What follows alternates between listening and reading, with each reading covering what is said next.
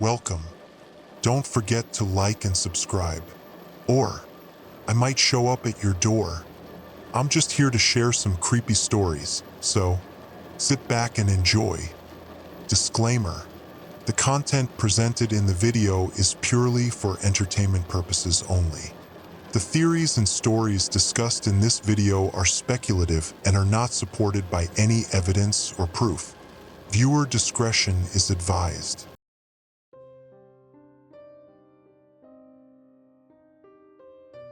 The first time I saw the alert, I thought it was just another glitchy test. You know the type, those obnoxious, jarring notifications that hijack your phone screen with some government-issued warning about a missing kid 3 states over. Annoying, but ultimately harmless. I was halfway through my shift at Rick's Gas and Convenience, a 24-hour dump in the middle of nowhere, when the message popped up: emergency alert. Avoid open spaces. Remain under cover. I frowned at my phone. No Amber Alert, no tornado warning, just that. Weird. The store was dead quiet except for the buzzing of fluorescent lights and the faint sound of an old radio playing static-laced country music. Outside, the gas station's flickering sign barely lit the cracked pavement, stretching out into the dark, empty highway. It was past midnight, and the only customer in the store was some guy in a faded hoodie, slurping on a big gulp and scrolling his phone at the counter. He snorted. "You get that too?" I glanced at him. "Yeah, probably a screw-up." He held up his screen. "Same message. Government's always screwing up something," I muttered, shoving my phone back in my pocket. A minute later, the store lights flickered, just once, real quick. The radio hiccuped, cutting out for a half second before resuming its lazy twang. The guy at the counter stopped mid-sip. "What the hell was that?" Before I could answer, the bell above the door chimed. We both turned just in time to see some poor idiot step out into the parking lot. His name was Dale, some trucker passing through on his way to the next dead-end town. He had been in the back aisle earlier, loading up on jerky and energy drinks, but now he was outside, ambling toward his rig, a cigarette already dangling from his lips. And then he was gone, not in a way that made sense. Not like he ran off or tripped or got yanked out of sight. 1 second he was there mid-step and then there was nothing. No scream, no struggle, just empty space. I blinked. The guy with the big gulp let out a nervous chuckle. You saw that too, right?" I swallowed. My throat felt like sandpaper. "What the hell?"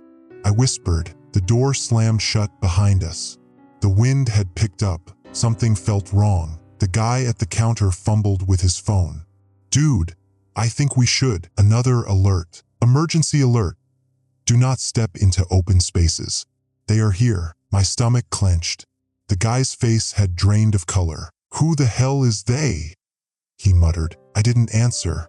I was too busy staring out the window. Dale's truck was still running. His driver's side door was wide open, his keys dangling in the ignition.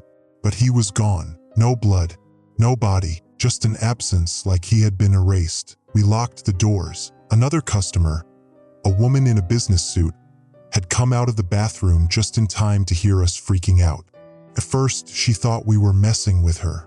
But when she checked her own phone and saw the alert, her expression changed. The 3 of us huddled in the store, eyes flicking between our screens and the darkness outside. The wind howled. The lights flickered again. Some instinct buried deep in my bones, told me we shouldn't be looking out the windows. But the guy with the big gulp, his name was Kevin, I think, kept staring. "Wait," he muttered, squinting at something outside.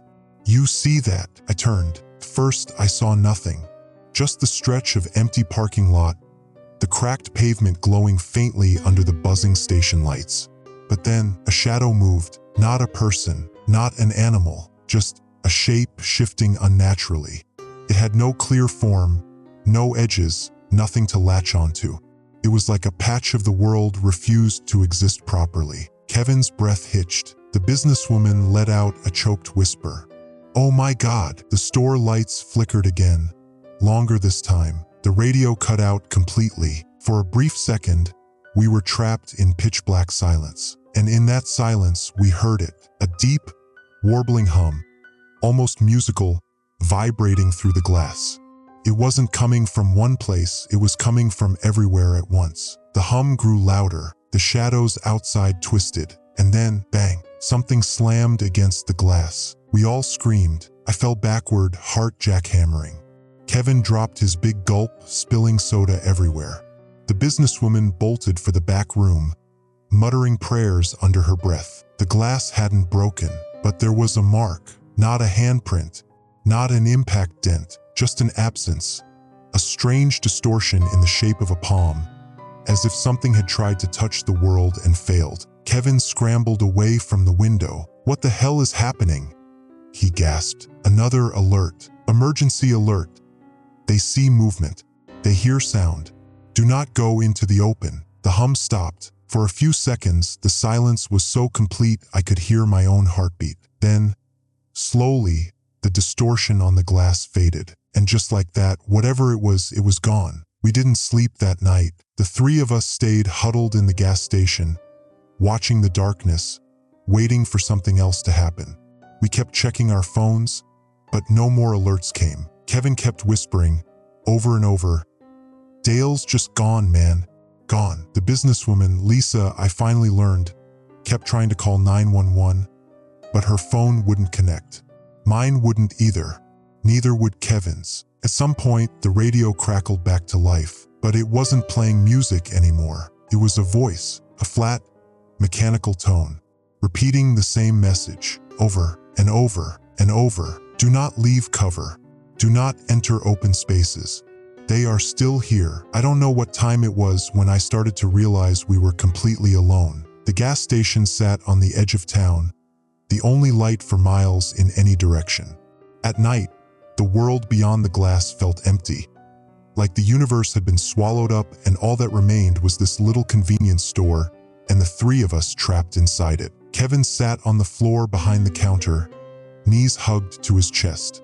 Lisa paced near the back, phone still pressed to her ear, even though we all knew it wasn't working. The radio still whispered its eerie, mechanical warning. "Do not leave cover.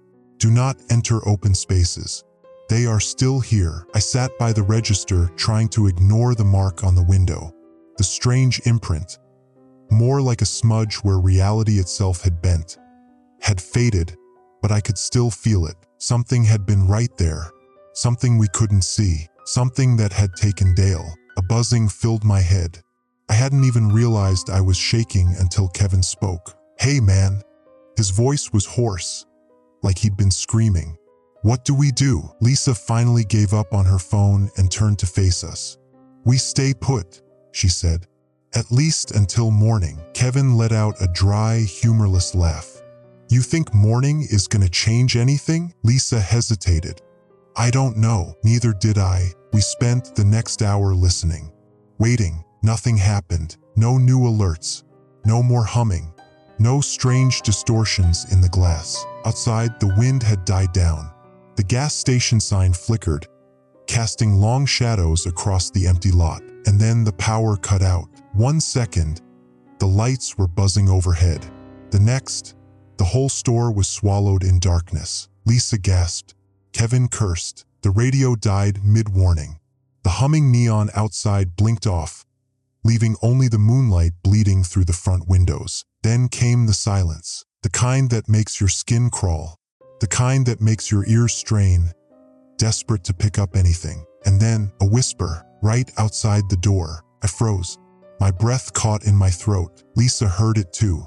I saw her posture change, body going rigid. Kevin, still crouched on the floor, had his hands clamped over his mouth.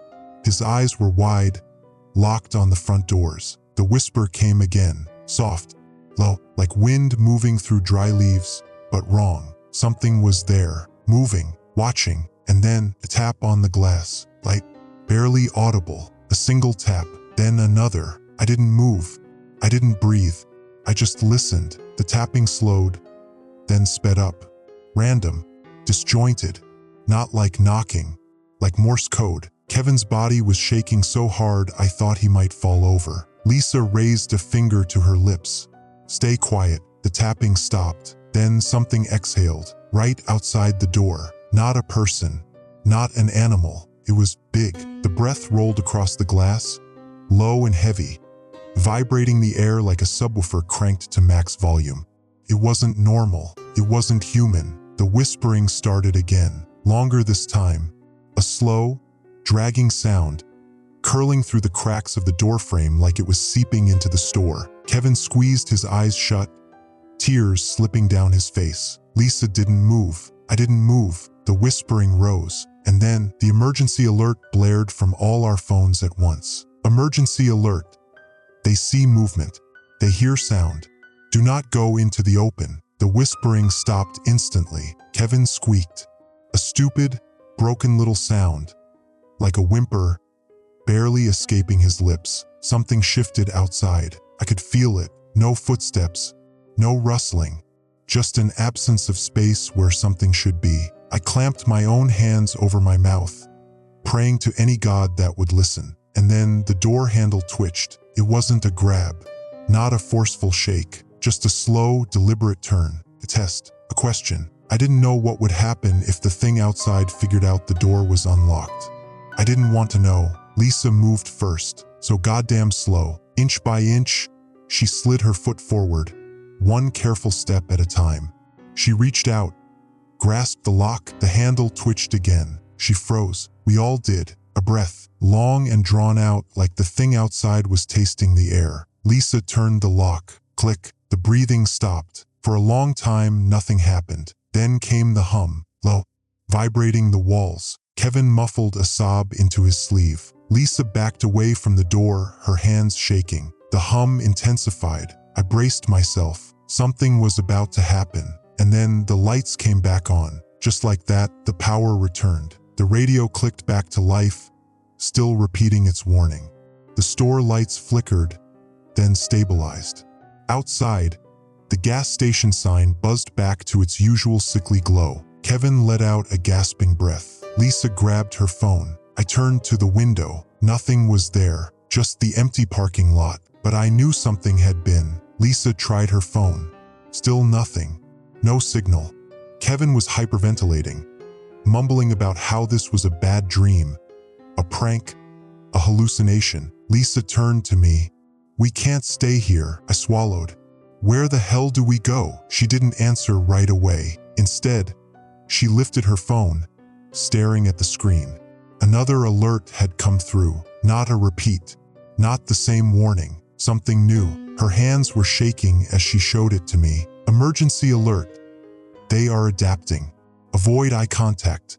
Do not let them hear your breathing. Kevin looked up at us. What does that mean? I didn't know, but I had a feeling we were about to find out. For a long time, none of us spoke. The store was still too quiet, despite the hum of the freezers and the radio's endless loop. My ears were straining for something else. Some sound from outside, some proof that we weren't just trapped in a box waiting to be picked off. Kevin was still shaking. Lisa stared at her phone like it held the answers to all of this. I just sat there. They are adapting. Avoid eye contact. Do not let them hear your breathing. What did that even mean? Adapting? Lisa exhaled slowly. We can't just sit here. Kevin snapped his head up. You want to go outside? Are you insane? No, she said.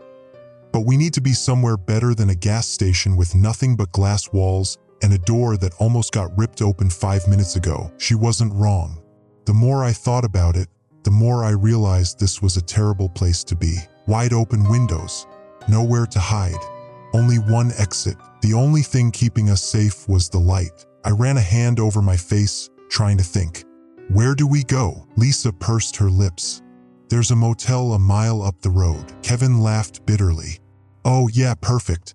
Let's go walk a whole damn mile in the dark while reality is falling apart outside. We don't have a choice, Lisa snapped.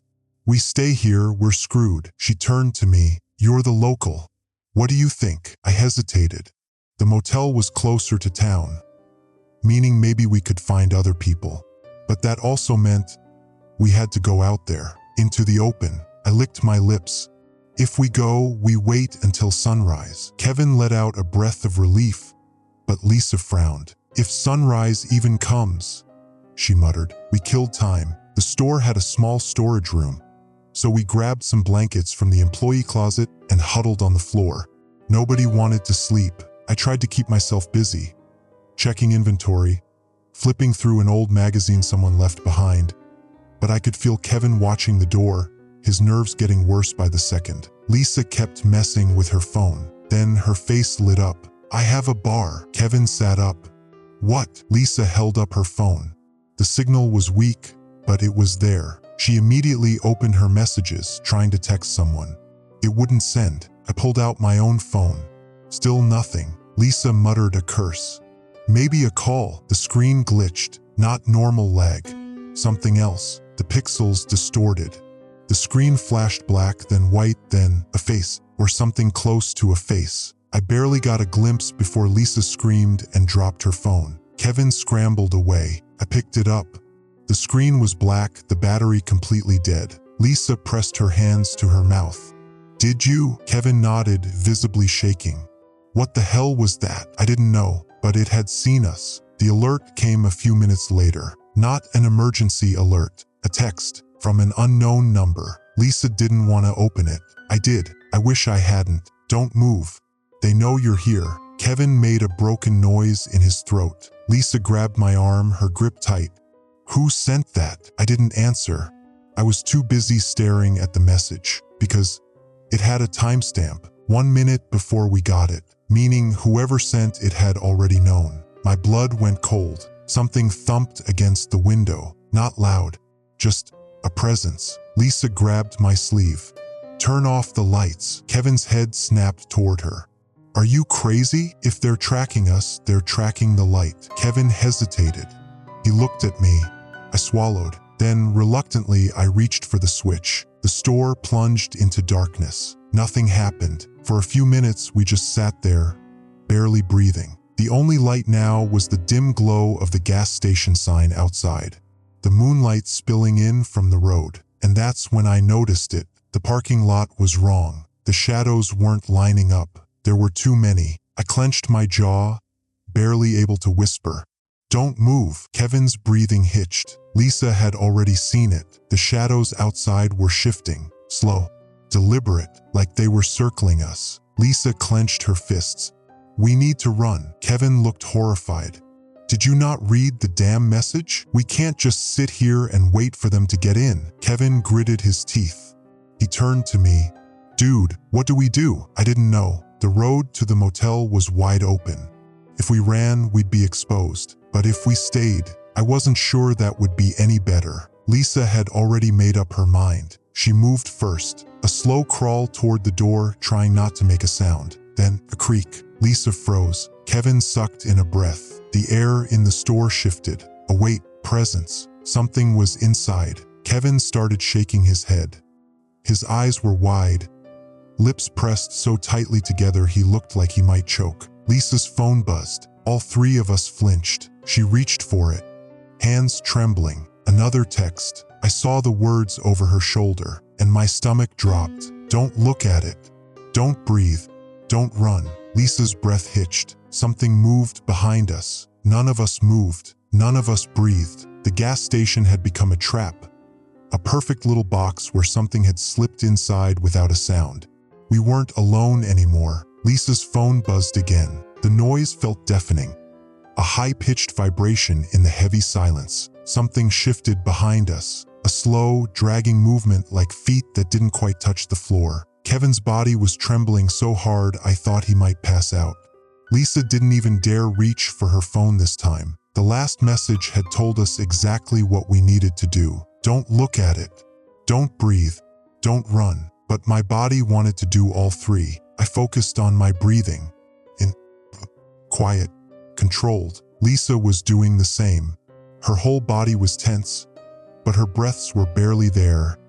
Little wisps of air, just enough to keep her conscious. Kevin, though, his chest was heaving.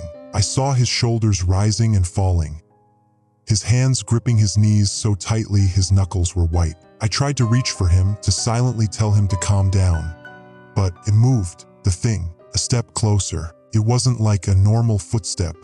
There was no weight, no sound really, just an absence of sound. like the air itself had been peeled away for a fraction of a second. I bit down on my lip, hard enough to draw blood. "Don't look.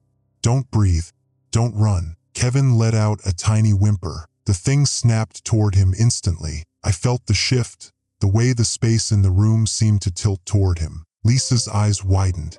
She could feel it too. Kevin knew. His whole body went rigid. I could hear his breath, short and panicked. Then he exhaled too hard. A single, trembling gasp of air. The thing lurched forward. Kevin screamed. A raw, instinctual burst of pure terror. His body reacted before his brain did. He scrambled back, knocking over a stack of supplies near the counter. The crash was earth-shattering. Lisa and I flinched. The thing came for him. Kevin bolted. He didn't have a choice. His survival instincts kicked in. And that was exactly what it wanted. The thing rushed after him. I didn't see it. I refused to look. But I felt it. A force moving past me. Fast, unnatural, like something was folding the space around it just to get to him quicker. Kevin tripped over himself as he sprinted toward the back of the store. I heard a choked-off cry, then silence. Lisa and I stayed completely still. Kevin was gone. I didn't know how. I didn't know if it had taken him somewhere else or just erased him. But I knew he wasn't in the gas station anymore. The thing was still here, waiting. The room was so quiet I could hear my own heartbeat pounding in my ears. Lisa tapped my wrist. A signal. We had to move.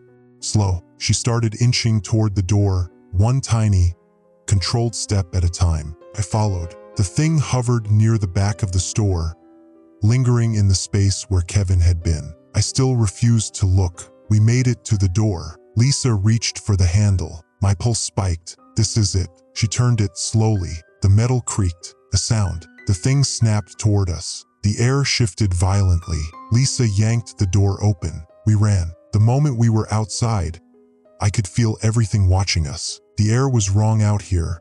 Heavy.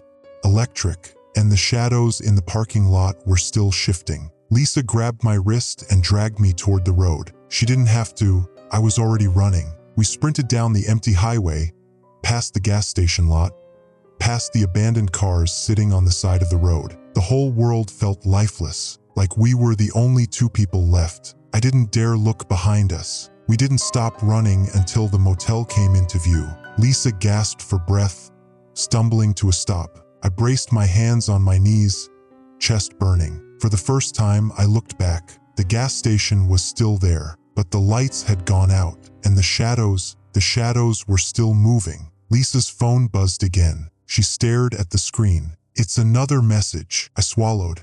From who? She showed me. Stay out of the open. They are close. The timestamp was current. Sent 1 minute ago. Lisa's hands were shaking. Who the hell is sending these? I didn't answer, because I had a worse question. How did they know exactly where we were? The motel was dead silent. No cars in the lot. No lights in the windows. Just a single vacancy sign flickering above the front office. We approached carefully, keeping to the shadows. The lobby door was unlocked. Lisa pulled it open. We stepped inside. The place looked abandoned. The chairs were empty. The receptionist's desk was unmanned. The air smelled like dust and old carpet. A single key was sitting on the counter. Room 206. Lisa and I exchanged a glance. Then, the phone at the front desk started ringing. A sharp, jarring sound in the dead silence. Lisa's fingers dug into my sleeve. The phone kept ringing. I reached out. My hands were ice cold. I picked up the receiver, held it to my ear. Silence. Then, a whisper. They're already inside. The line went dead. I turned to Lisa. Her face had gone pale. She knew. We weren't alone in here. The motel wasn't safe either. I gritted my teeth, gripping the receiver so hard it might have cracked. Outside, the motel sign flickered violently. Lisa's phone buzzed one last time. She looked down at the message. Her eyes went wide. I barely got a glimpse before she turned the screen toward me. The sender was still unknown. The words were simple. Don't go to room 206. We stared at each other. The key was still sitting on the desk, waiting. Outside, the wind picked up. The motel lights shuddered. Something moved upstairs. Lisa took a slow, shaky breath. What now? I had no idea, but I had a feeling we weren't making it through the night. The key sat there like a dare. Lisa and I didn't touch it. The motel lobby felt too still. Every nerve in my body screamed that something was watching us. I kept my voice low. "We're not going to 206. Lisa nodded. Then, a sound from upstairs. A slow, deliberate creak of footsteps moving across the second floor. Neither of us moved. Lisa clutched her phone, fingers white-knuckled around the screen. She took a shaky breath. "Okay, so, what's the plan?" I hesitated. We couldn't go back outside. The things were still out there, but the motel wasn't safe either. Lisa must have seen the hesitation on my face because she sighed sharply. "Great, no plan." That's exactly what I wanted to hear. I ran a hand through my hair. "We just need a place to hide." Lisa gestured wildly. "And what if they already know we're here? We have no idea what we're up against." She was right, but doing nothing wasn't an option. The upstairs floor creaked again. Something was moving toward the stairwell. Lisa and I froze. The sound was slow, deliberate, and then a whisper, barely audible but there. "Room 206. Lisa's breathing hitched. I grabbed her arm. "We need to go. Now." We slipped into the nearest hallway, moving fast but quiet. The motel had a ground floor corridor lined with doors, each leading to a different room. All of them were open, like people had left in a hurry and never come back. Lisa pulled me toward the nearest one, room 102. The bed was unmade.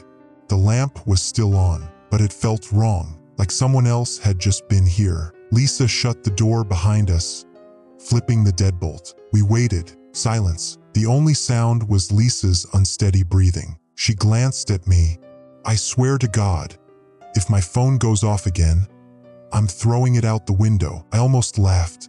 Almost. Then her phone buzzed. Lisa nearly screamed. I snatched the phone before she could chuck it across the room. Another text. "Don't stay in one place too long." Lisa exhaled sharply. "You have got to be kidding me." I wasn't sure if the message was a warning or a threat, and that was the worst part. A noise outside. Lisa and I went silent. Footsteps, slow, deliberate. I turned off the lamp.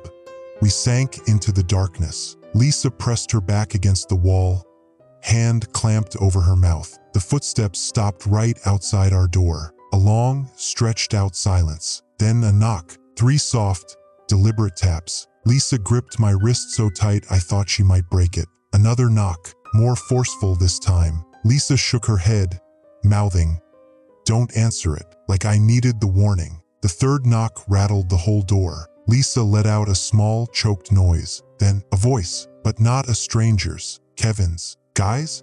Open up." Lisa's fingers dug into my arm. I clenched my jaw, my pulse thundering in my ears. Kevin was gone. We saw it happen, but his voice was right outside the door. "Come on, guys. It's me." I didn't move. Lisa was shaking her head furiously. "I got away," the voice continued. "I swear. Just let me in." I almost believed it, but then the door handle twisted. The lock held. Silence. Lisa held her breath. Then the voice spoke again. Lower. "Wrong. I can hear you breathing." Lisa choked back a gasp. The door handle rattled violently. The whole door shuddered in its frame. Then silence. We waited. Didn't move. Lisa's nails were digging into my skin. Outside, the footsteps faded down the hall. We didn't move for a long time. Finally, Lisa exhaled. "I hate everything about this." I did too. We couldn't stay in this room. Whoever was texting us was right. We had to keep moving. I swallowed. "Okay, we need a new plan." Lisa bit her lip. "Are we ruling out room 206? I hesitated. The texts had warned us to stay away, but whoever was sending them wasn't exactly keeping us safe either. The only other option was going back outside, and we knew what was out there. Lisa took a slow, shaky breath. "Screw it. Let's go to 206. I nodded. We cracked the door open. The hallway was empty. We moved fast. The second floor was worse. The hallway lights flickered erratically, casting long, jagged shadows across the carpet. The air smelled stale, like something had been rotting here for a long, long time. Lisa pointed at the door. There, room 206. The door was closed, but the key was still downstairs. I reached for the handle. Lisa grabbed my arm. "Wait, what if it's locked?" I tried it. It wasn't. Lisa and I exchanged a look. I took a deep breath. Then I pushed the door open. Darkness. The room was pitch black, the air cold. Lisa hesitated, then reached for the light switch. The bulb flickered on, and then I saw it. Lisa screamed. I staggered back, because Kevin was in the room, standing in the corner, perfectly still, face pale and blank, like a statue. But it wasn't Kevin. Not anymore. His mouth opened, a slow, unnatural grin. Lisa grabbed my arm, yanking me toward the door. But Kevin, or whatever was wearing him, just tilted its head. And then it spoke. "You shouldn't have come here." The lights went out. The second the lights died, the air changed. The room felt smaller, suffocating, like something had wrapped around us, watching, waiting. Lisa gripped my arm, her fingers ice cold. The shape in the corner, Kevin, was still there. I could feel him staring at us. And then he moved. Not a normal movement, not human. His head snapped at an unnatural angle, his whole body twisting in a way that shouldn't have been possible. Lisa let out a small, choked noise. Then Kevin stepped forward. His movements were jerky, broken, like something wearing a human body but not knowing how to use it properly. I grabbed Lisa's wrist. We bolted, but the door slammed shut. Locked. Lisa yanked at the handle, breathing fast, her fingers shaking. "It won't open." Kevin twitched forward. His mouth moved, but the words came out wrong, like static, like a radio signal failing to tune in. "You Santielevi," Lisa screamed. I grabbed the lamp off the nightstand and hurled it. The ceramic shattered against Kevin's face, but he didn't react, didn't flinch, didn't bleed. His face cracked, not like skin, like porcelain. A jagged, splitting fracture ran down his cheek. Something black and writhing moved underneath. Lisa yanked me back. Her breathing was ragged. "What the hell is that?" I didn't answer, because Kevin was still coming. The crack in his face widened. A long, inhuman hand reached up and peeled his skin away. Underneath, there was nothing. A gaping, empty void where a person should be. Lisa slammed her body against the door. Still locked. Kevin, or the thing pretending to be Kevin, lurched forward. Lisa let out a sob. The thing's mouth opened. Wide. Too wide. THERESNOOUTSIDNYMORI. I did the only thing I could think of. I turned, and I shut off the lamp. Darkness. Total, absolute. Lisa gasped.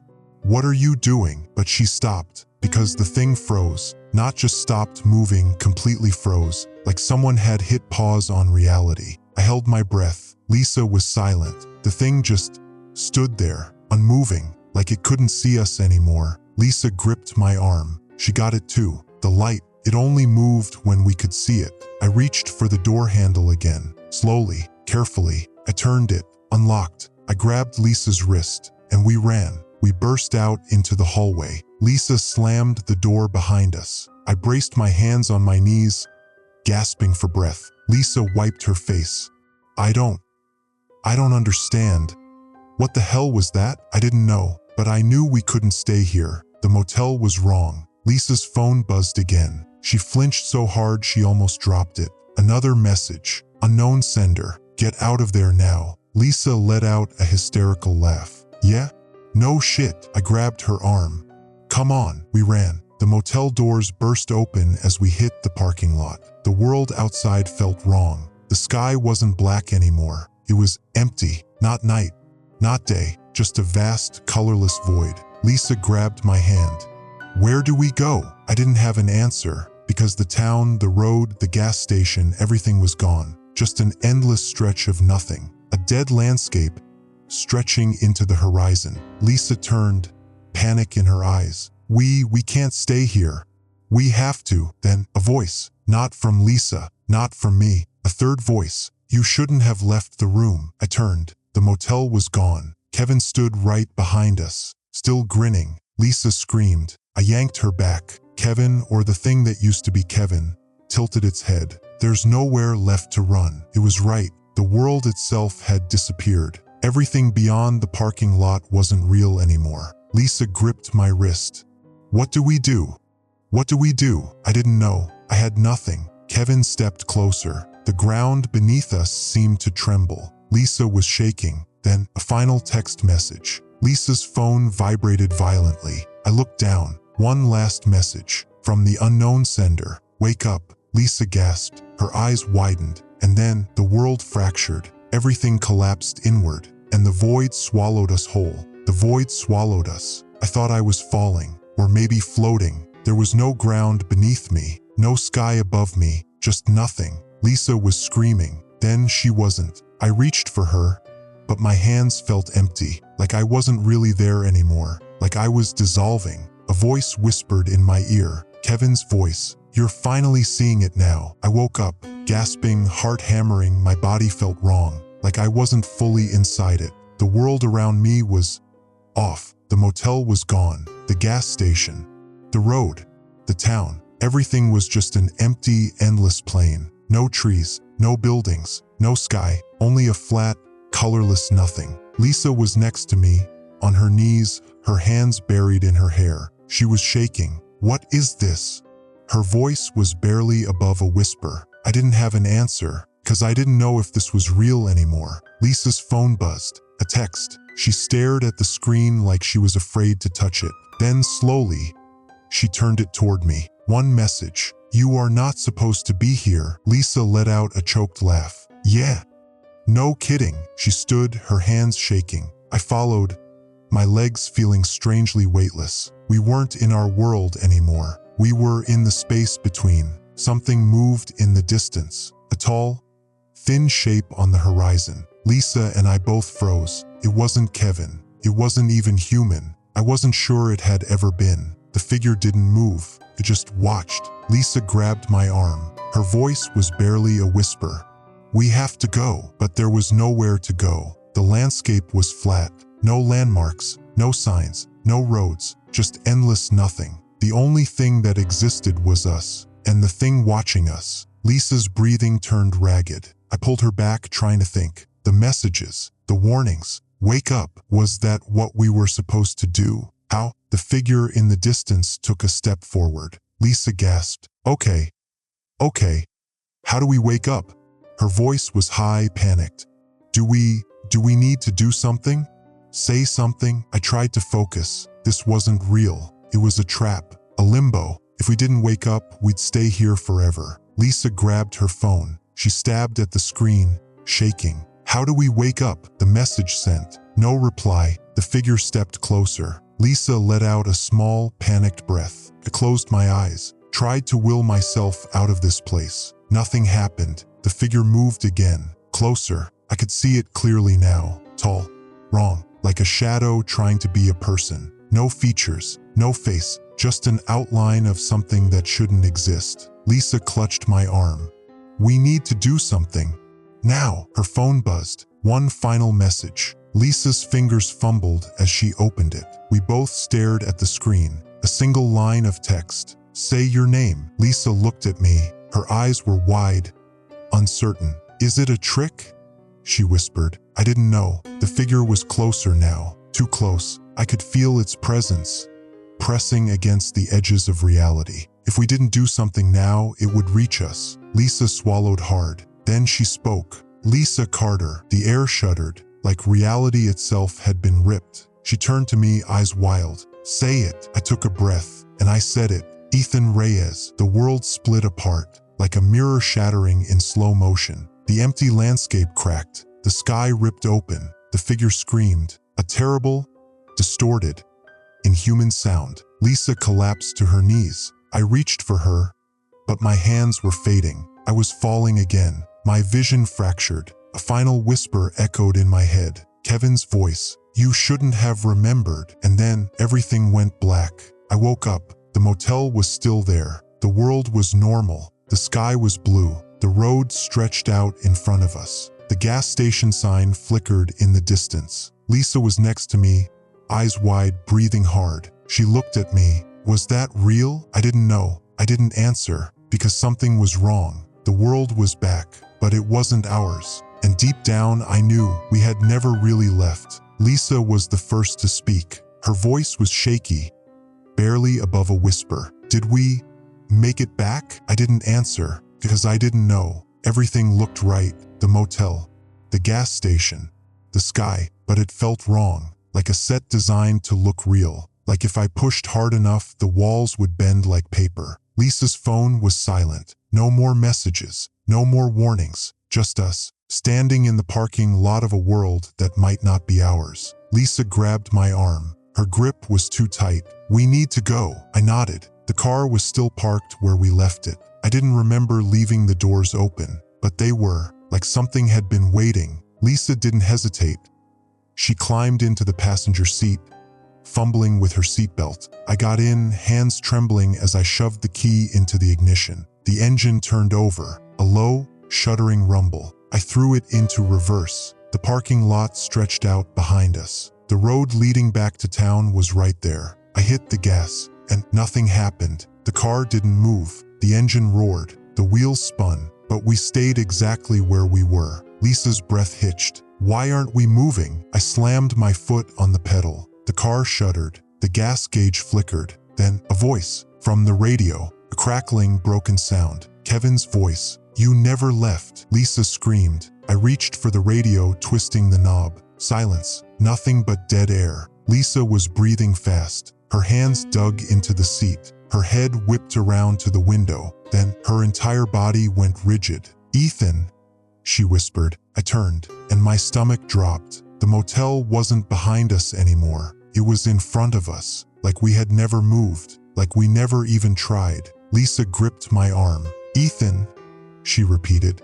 "Look at the road." I did, and that's when I knew. We were never getting out. The road was different. It was still there, stretching into the distance. But the lines were wrong, like someone had painted them on the wrong side. Like we were in a mirror version of our world. The signs, the gas station, the town in the distance, all of it was just a little bit off. Lisa was shaking. "This isn't real." I reached for my phone, opened the messages, scrolled. Nothing. The conversation was gone, like no one had ever sent me anything at all. Lisa's hands clenched into fists. "We have to do something." I nodded. "But what?" Kevin's voice echoed in my head. "You shouldn't have remembered." What did that mean? What had we remembered that we weren't supposed to? Lisa's phone buzzed. I flinched so hard I almost dropped mine. Lisa hesitated.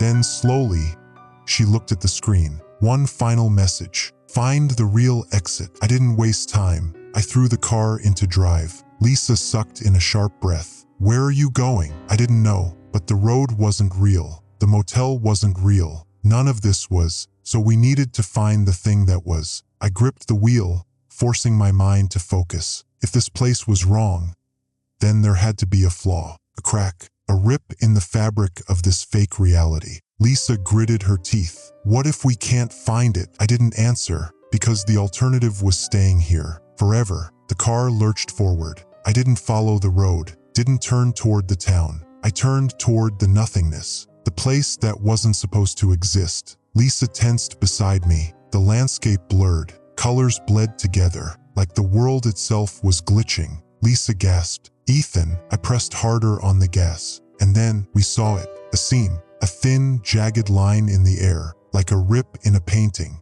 A door that wasn't really a door. Lisa's breathing hitched. "That's it." The car shuddered violently, like the world was fighting back, like it didn't want us to leave. The radio crackled again. Kevin's voice, louder this time. "Stop." Lisa grabbed my arm. "Ethan, go." I didn't hesitate. I hit the gas one last time, and we crashed through. Light, blinding, searing, like staring straight into the sun. My body felt weightless. I was falling, or maybe rising. I heard Lisa screaming. Then everything snapped, and we were back. I gasped. For a moment, I didn't know where I was. Then the motel. The real motel. The car was in the same spot. The gas station was exactly as it should be. Lisa was next to me, eyes wide, breathing hard. She clutched her phone like it was a lifeline. Slowly, she checked her messages. The conversation was back. Every text, every warning. Lisa exhaled shakily. "We did it." I wanted to believe her, but something still felt off. And then I saw it. The gas station sign, the flickering letters. They were spelled wrong, like a single, small error in the code of reality. A reminder that we had never truly left. Lisa turned to me. Her voice was hollow. "Do you think we made it back?" I didn't answer, because I wasn't sure.